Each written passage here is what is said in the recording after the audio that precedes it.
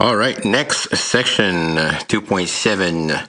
We're going to look at our first problem, the one I call Indeterminate Boundary One. What happens when you're after an evaluation if you get an even root of zero. So it's very, very crucial that when you have a limit to compute, you put your numbers in and eventually you're going to try to put your infinity or minus infinity. And if somewhere you get a square root of zero, or in general an even root of zero, you need to stop and identify it and say, oh, this is bad. Okay, so what do you do when you get that root of zero? First, let me explain why root of zero is such a problem. And to illustrate that, what I've done for you is I have here the graph of the square root of x, or the even roots, like all of them would have like the same sort of general shape. And of course, when you are computing the output at zero, so if you're computing the output at zero, so here I have my big dot now, just to really illustrate that.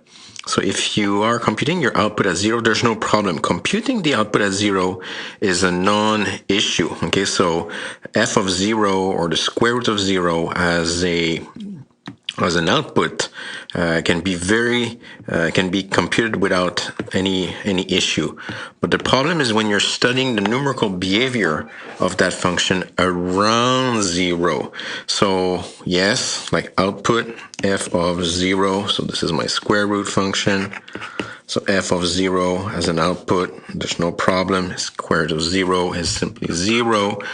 But what happens when you're computing the left or the right limit? So for example, what is the left limit around zero? Well, on the left side, if you're trying to approach, if you're trying to approach zero, the square function from the left side, all those points on the left side, if you pick any input strictly less than zero, well, the function is undefined there. So the left limit does not exist because the function is undefined. So we have undefined. But meanwhile, on the right side, there you can use inputs bigger than zero, and you can compute outputs, no problem. So you can walk on this graph. So I forgot to do my little. So when you are walking on that graph from the right side, you are getting to the fat dot. So the right limit is zero. But then, of course, if you're computing the two-side limit, because these two are not equal, then the limit on both sides does not exist. So all of this, like, what is all this? Like, what's going on here? Like, what's the drama, the big issue? Here, the idea is, like, this example is very nice to understand the distinction between computing an output. So here, if you're computing the output of the square root function, you're just getting zero, no problem. But if you're trying to study the numerical behavior, well, on the left side, there's nothing. The function is not defined. On the right side, you're getting closer to the input and you're getting zero. And because the two-side limit is just this comparison process, because we don't have the same behavior on the left or the right, it does not exist. So even if the first approach for computing limit is evaluation, when you get the square root of zero somewhere, well, you have to be careful because we're not really talking about being at zero, but we're talking about being around zero. And here, around zero, things can be very different from crashing to be close to zero. So that's why it's something that we need to look to be careful for. Then what do you do when you have a square root of zero or an even root of zero in general? So here, if you find a square root of zero, so if this is a two-side limit, what you need to do is you need to break it into left and right side limits. So you have two limits to compute, the left one and the right one. So you need to first define the left limit and the right limit. And then for those one-side limits, what do you do? So for the left, what you have to do is, and this is like really an algebraic process now, you need to evaluate your expression not at A, but at A minus, which is like a symbol that we use to represent like a number slightly smaller than A. Okay, so it's slightly smaller. And then if you are on the right side, you need to evaluate your limit using a plus. So you replace every variable by a plus, which represent a number that is slightly bigger. And you need to play with this symbol algebraically. And then what will happen is that if you do your work correctly, your equation will either simplify to the square root of 0 plus, which means that you're squaring numbers which are very close to 0 but slightly bigger than 0, and that will turn into a 0. But then if your equation simplifies to the square root of 0 minus, it means that inside your square root or your even root in general, you're getting something negative, so this square root is simply undefined there. So the game here is on the left and on the right. You will either get 0 or undefined. If it's a one-side limit, then you're done. But if it's a two-side limit, then you need to compare. They're either both zeros, and then you get 0, or they're both undefined, and you get undefined, or you get one of each, like our first visual example, and then the limit does not exist. All right, so here's an example.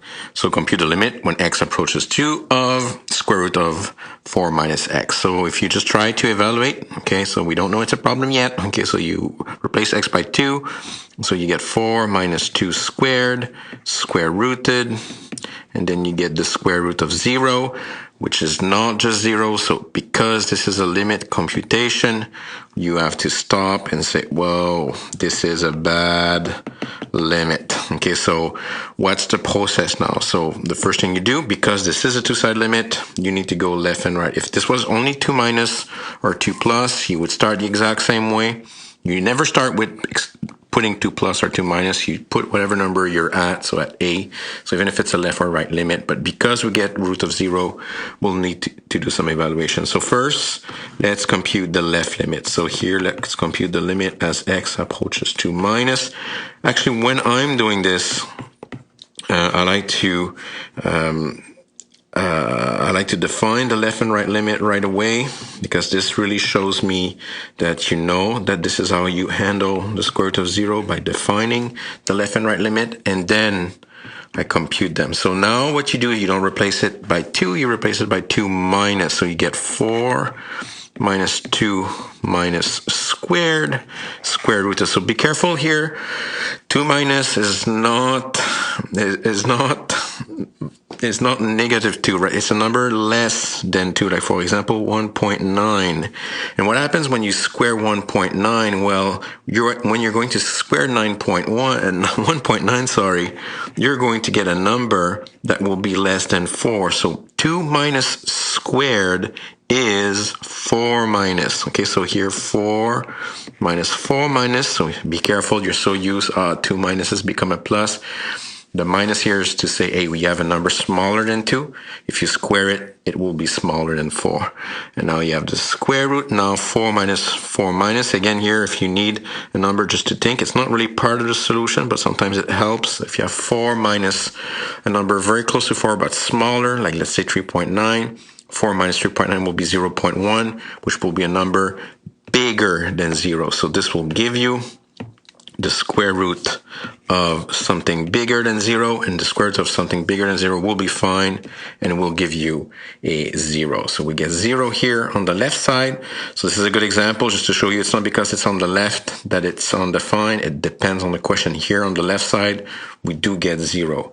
What about the other one? So now I just try to replace 2x by 2 plus. So you get 4 minus 2 plus square. So 2 plus would be a number like, let's say 2.1.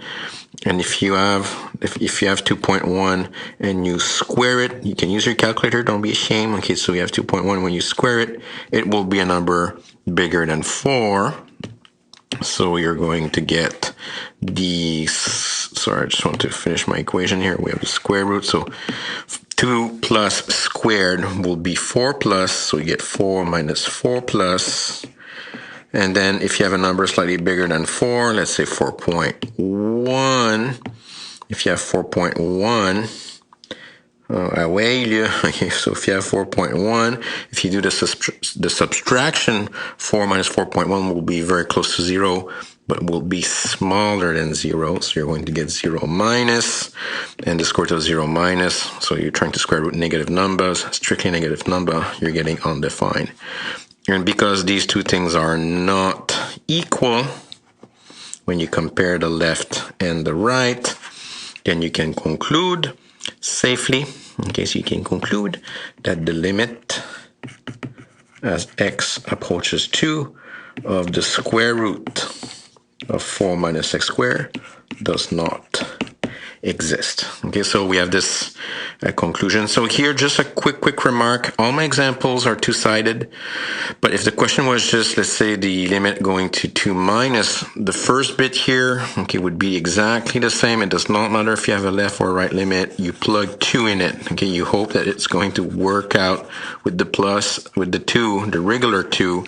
Okay, you don't want to plug 2 minus or 2 plus right away, but because suppose it was just 2 minus, then the only part of the solution you would need to write would be the left side here. Okay, so just the left limit would be enough here, and the answer would be 0. If it's a one-sided limit, you will always get either 0 or undefined. If it's two-sided, you can get 0, undefined, or does not exist. So I just told you what to guess, depending on the question.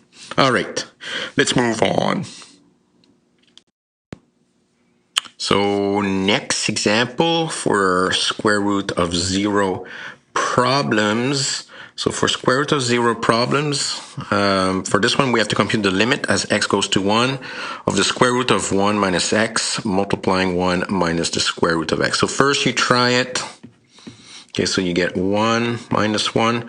You might have noticed here when I'm doing evaluation, I like to replace x by 1, but in bracket, just to make the distinction between the 1 replacing x and the ones that we have in this question. So we get the square root. And here, no big surprise here, 1 minus 1 times the square root of 1, which is 1 minus 1. You're just going to get a fat 0 in there. Whoa, really? Okay, so you get the square root of 0. So what you do when you see a square root of 0, you just go in your basement and you cry, okay, forever. Okay, so here we label it.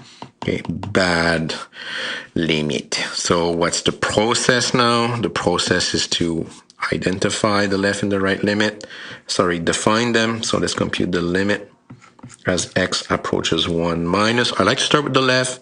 It doesn't matter. Okay, so here 1 minus x times 1 minus the square root of x square rooted. And you can write your right limit too right away if you want to. So this will give you a lot of good setup here. This shows good setup that you understand, but because it's a two-side limit, I need to compute separately the left and the right. Okay, and you will be rewarded for that. Okay, especially if this is on an evaluation somewhere. All right, so now you plug your 1 minus, so you get 1 minus 1 minus times 1 minus the square root of, be careful, 1 minus is not negative 1, so nothing is crashing here. So what is 1 minus 1 minus for the first bit here? So if I'm computing that one here, 1 minus a number close to 1 but smaller than 1. So this will give you something very close to 0 but bigger than 0. So the first bit is 0 plus the square root of 1 minus, and you can try it on your calculator, but if you compute the square root of 0.9, you're going to get something that is still very close to 1, but smaller than 1, so you're going to get 1 minus again. And then here, using the same logic, so this is still under square root, 1 minus 1 minus, you're going to get 0 plus times 0 plus, a number slightly bigger than 0 times a number slightly bigger than 0 will give you a number slightly bigger than 0. And then the square root of 0 plus will go to 0. So the left limit here goes to 0. What about the right limit?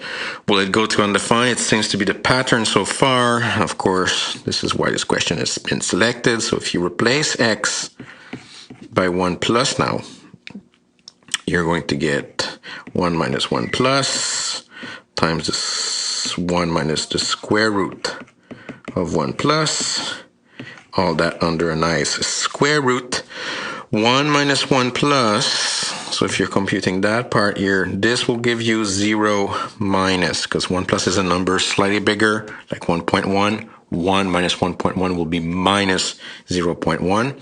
Same thing for the square root of 1 plus here. If you're on your calculator, if you take the square root of 1.1, it will give you a number close to 1, but still bigger than 1. So what we have so far now, so for the first bracket, we get 0 minus, and be careful, don't evaluate too soon yet. Okay, things will cancel out here. So that's my first 0 minus times 1 minus 1 plus, and 1 minus 1 plus again, this is under square root, will be 0 minus. So you'll get 0 minus times 0 minus. So here 0 minus times 0 minus, like a number close to 0 but less would be, for example, minus 0.1.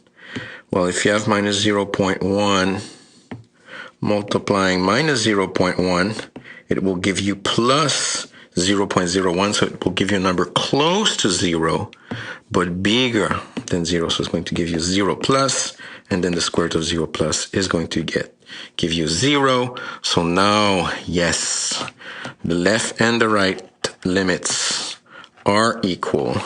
And because they are equal, this means that the two-sided limits, okay, so the conclusion for that question, this means that the two-sided limit, the limit as x goes to 1 of 1 minus x times 1 minus the square root of x square rooted is equal to 0. Again here, my example is good and bad at the same time. Good in the sense that it's a good example, of course, I chose it, but bad because it's all like two-side limits. But again here, if I add like a one-side limit, the first part, it does not matter. You don't want to plug in left. You don't want to plug in an a minus or a plus, right? So even if it's a left or right limit, this first bit where you identify that it's a square root of 0, it's the same, okay? It does not matter. But if it's a right limit, then you just do the right side. If it's a left limit, then you just do the left side. You don't do both. But all my examples are two-side limits so that we can practice both sides in the algebra involving these a minus and a pluses. All right, for the square root of 0, so first you plug your number. If you see square root of 0, you have to say, whoa, whoa, whoa, it's bad. Go left and right if it's a two-sided limit. If not, just go left or just go right. Plug in your a minus. Simplify your expression down to the square root of 0 plus or the square root of 0 minus. For the square root of 0 plus, you get 0. For the square root of 0 minus, you get undefined. If it's a two-sided limit, you compare with the usual logic. If they're both the same, both zeros, it's 0. Both undefined, it's undefined. If they are different, 1 0, 1 undefined, does not matter which one is which, then your final answer for the two-sided limit, it does not exist. Oh, it's so beautiful. All right, for that section, bye-bye.